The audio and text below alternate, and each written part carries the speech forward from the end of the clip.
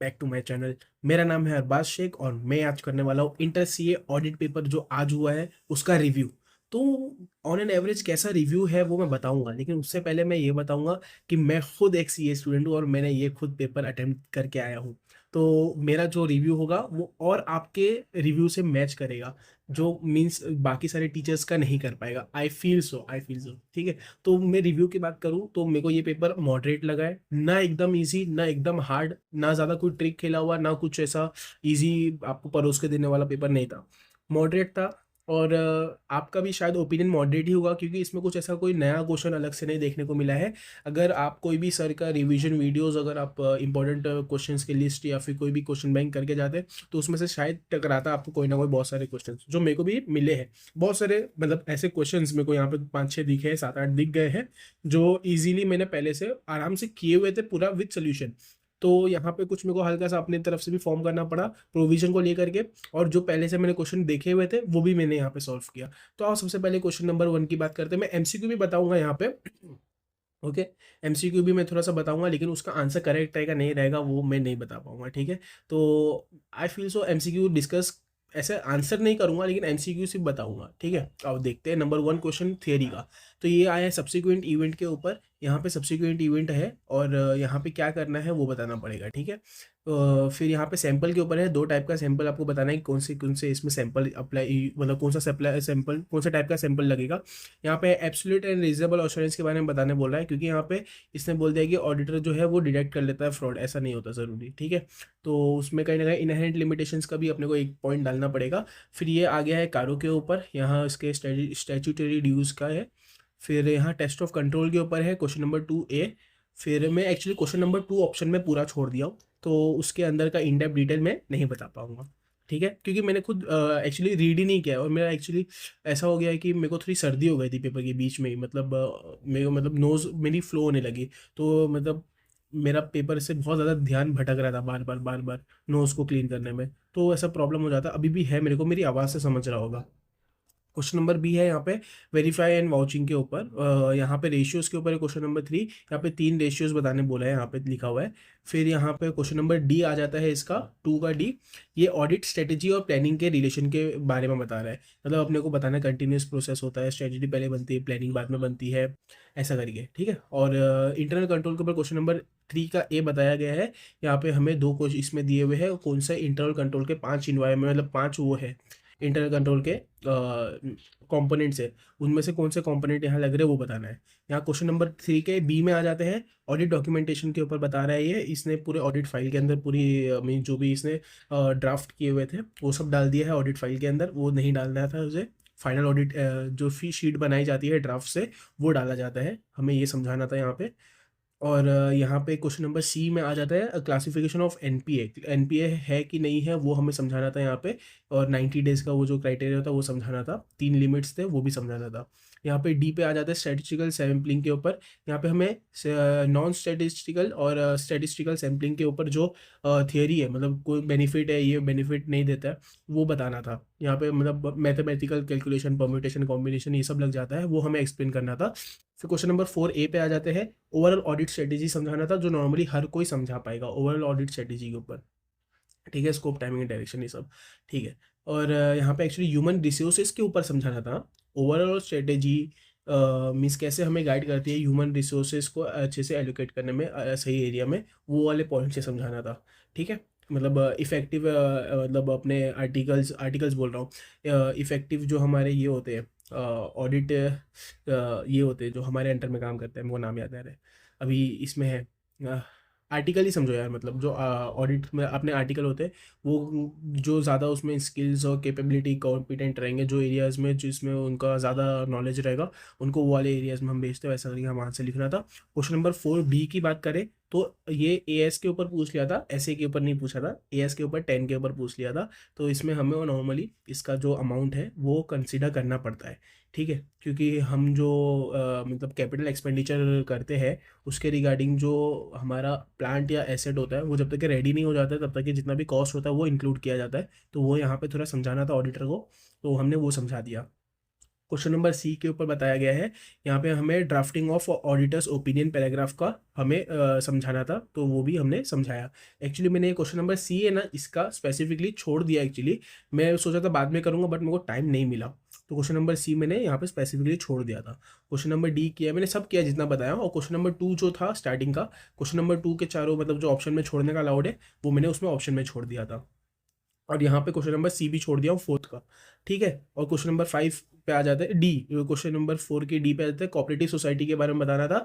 वो क्या इरेगुलेटरीज करते हैं, मनी लॉन्ड्रिंग्स और उसके मतलब ड्यूज यूज के ऊपर अपने को आंसर लिखना था। वो तीन चीज़ बताना पड़ता है इरेगुलेटरीज में, और 3 मार्क्स का ही है, तो हमें इजीली बता सकते हैं हम ये चीज़। फिर बाद में ये आ जाते हैं कोऑपरेटिव सोसाइटी, वॉज इंपॉर्टेंट ना, बहुत इंपॉर्टेंट था, और इंपॉर्टेंट भी बताऊंगा मैं क्या इंपॉर्टेंट था एग्जाम से पहले, ठीक है। तो क्वेश्चन नंबर फाइव पे आ जाते हैं, ऑडिट प्रोग्राम की बात कर रहे हैं यहाँ पे ये। ऑडिट प्रोग्राम में हमें यहाँ पे समझाना था प्रीवियस ईयर का ऑडिट, मतलब कैसा हम बिजनेस में चेंजेस आ रहे हैं, और वो चेंजेस के हिसाब से हमने ऑडिट प्रोग्राम चेंज नहीं किया है, सॉरी।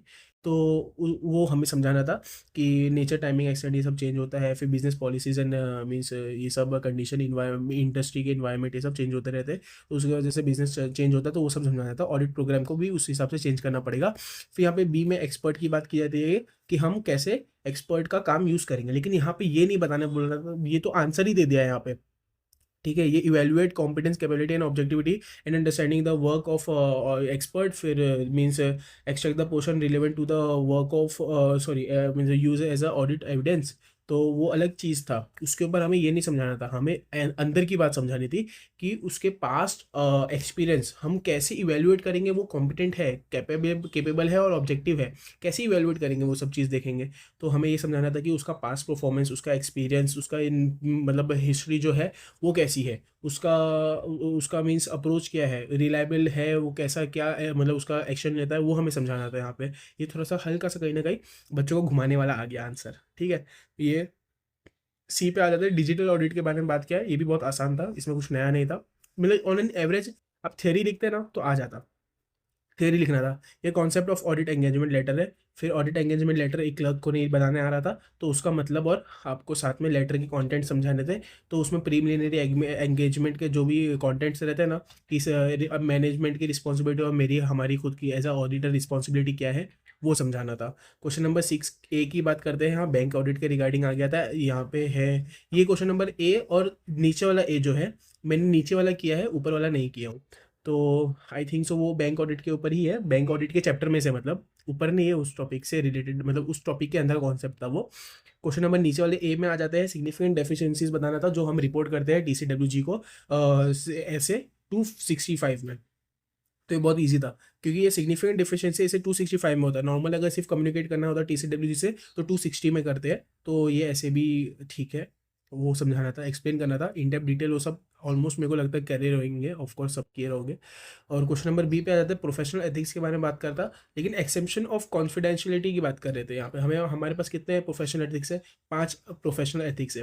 तो उसमें हमने कॉन्फिडेंशियलिटी जो है ना, वो रखना है, मेंटेन रखना कॉन्फिडेंशियलिटी। बट कैसा है ना, जब लॉ एंड रेगुलेशंस आ जाती है बीच में और आपको बताने बोलते हैं इन्फॉर्मेशन डिस्क्लोज करो, तब आपको करना पड़ेगा। आप ऐसा नहीं कर सकते हो कि कॉन्फिडेंशियल इन्फॉर्मेशन वहां पे भी नहीं डिस्क्लोज करोगे, तो वहां करना पड़ेगा, वो वाला केस आ गया था। तो ये शायद बच्चों को थोड़ा सा प्रॉब्लम कर सकता है, शायद जो बच्चे पढ़े नहीं होंगे तो, ठीक है। लेकिन मेरे को लगता है सभी सभी टीचर्स पढ़ाते हैं ये चीज़, तो आप भी उस चीज़ को इजीली टैकल कर लिए होंगे। डूइंग द ऑडिट, यहाँ पे ये लिखा हुआ है, पॉजिटिव कंफर्मेशन लेटर के बारे में बात कर रहे थे। यहाँ पे आपको एक्सप्लेन करना था कि कौन सा लेटर उसने भेजा है, जब उसका रिप्लाई आ रहा है सामने से, और उसने पूरा इन डेप्थ डिटेल पूछा है सारे चीज़ों, तो पॉजिटिव कंफर्मेशन लेटर के बारे में बात कर रहे थे यहाँ पे।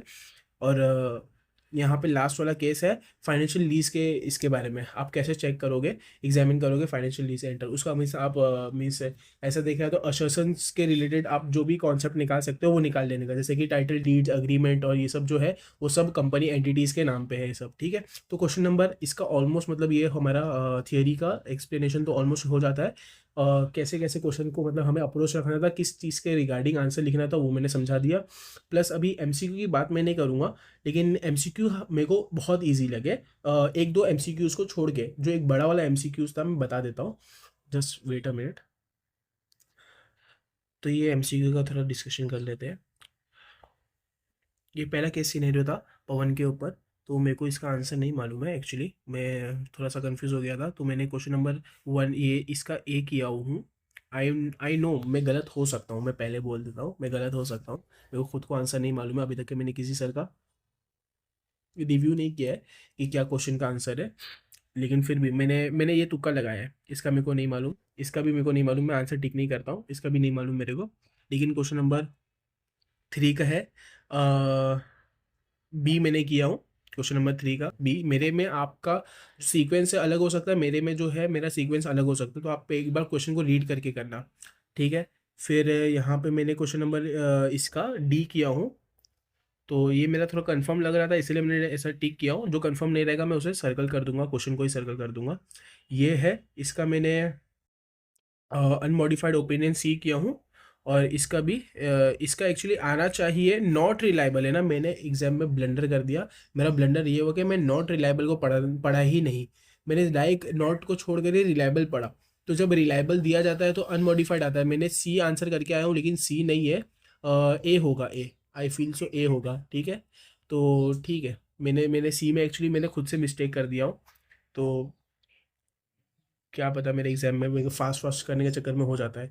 7 का मैंने सी किया हूँ, शॉर्टेज ऑफ इंपॉर्टेंट सप्लाईज, और इसका nature timing and exchange of resources ये किया हूँ। क्योंकि ये मैंने एक्चुअली इसलिए किया हूँ क्योंकि एंगेजमेंट का हम नेचर टाइमिंग एंड एक्सचेंज जो होता है ना वो नहीं डिस्कस करते, मतलब जो भी रहता है वो हम नहीं वो करते, स्ट्रेटेजी में नहीं फॉर्म करते, ठीक है।